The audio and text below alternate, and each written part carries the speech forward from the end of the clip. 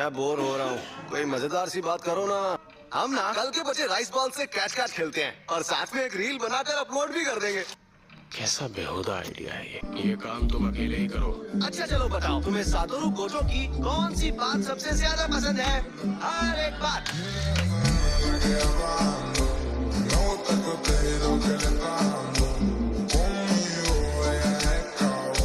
वैसे भी यूजी को हंसी मजाक की सख्त जरूरत है। मुश्किल मिशन से मेरा ये मतलब नहीं था। तुमने यूजी को झुनपे के घर मिली उस उंगली के बारे में बताया? मैंने उसे नहीं बताया।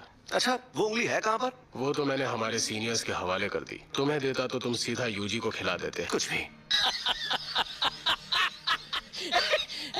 तो हमारे सीनियर्स उसे बिल्कुल भी नहीं छोड़ेंगे। अगर एक्सचेंज इवेंट में पता चला कि वो अब भी जिंदा है, क्या यूजी को सबके सामने लाना ठीक रहेगा? अगर ऐसा हुआ भी तो यूजी को कुछ नहीं होगा।